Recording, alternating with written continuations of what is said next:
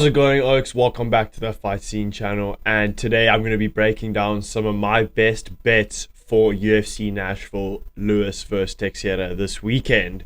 So at UFC 317 2 weekends ago, I came away with some of my best bets in a long time because, Oaks, I'll tell you why. Because I abandoned parlays. Parlays give you false hope, and they get you caught. They catch you lacking, Oaks. Whenever you said parlays, the thing is you see the juicy odds, and you're like, wow, I can turn $100 into 1,000, you know. But the reality is, Oaks, it's so unlikely that it's actually going to happen. Even when you think you have a lock, it's like something will go wrong. So I've decided to start betting more on the props and things. And last time at UFC 317, my best ones was taking Royval and Van to go the distance, taking Joshua Van to win by decision, Topuria by first round KO, and then Pantoja by sub. So, and those were all like 2.5 odds or so, and I put down like a decent like chunk of money on it, and it's pretty likely it was going to happen. So these are the ones I'm looking at this week. The odds aren't out for them yet because they only come out on like Friday or whatever. I don't know what betting account like website you use, but for most of them the props only come out on like a Friday. So I can't put the odds up here, but these are just the ones that I think are pretty decent. So starting from the beginning, the third fight of the night, which is Kennedy Nzechukwu against Walter Walker. I've gone for Walter Walker by submission. So he's 13-1. He is on 2 submissions in his last 2 fights, so he's a dangerous submission threat. And obviously, Nzechukwu is a really good knockout artist. So Walker is probably going to look for the takedown to control him on the ground a bit and probably push for a submission because he's not going to want to trade with this Oak because Kennedy will knock him out. So I can very easily see this fight going down to the ground and seeing Walter Walker by submission, and I think the odds could be pretty good on that, and I can very much see that happening. Then moving on to our next one, in the Junior Tafa versus Tuko Tokos fight, I've gone for the over on whatever the rounds are. So I'm not sure if they're going to put up over 1.5 or if they're going to put up over 2.5, but I'm going to take the over on that. I think it'll be 1.5, so hopefully it's 1.5, because I don't see this one finishing early on. I think these guys both have knockout power and they both also have good chins, so I don't really see them just standing and banging in the first round. If there is a finish, I reckon I could see it coming in the late second round, third round. So I would prefer if it's over 1.5 at maybe like a 2-1 or something, and then I'm definitely going to jump in on that action. Then the next one, Vitor Petrino against Austin Lane. I'm not sure how the odds will look on this one, probably like around 2-3-1, but it's Vitor Petrino by KO against Austin Lane. Austin Lane has obviously been knocked out many times, so it's been shown that he can get knocked out.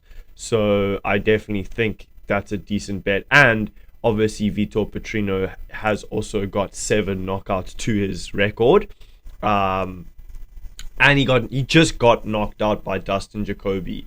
So I think he's going to want to look to bounce back with a big win. And Austin Lane is not exactly a tough opponent, to be honest. Next fight, Nate Landwehr against Morgan Charrier.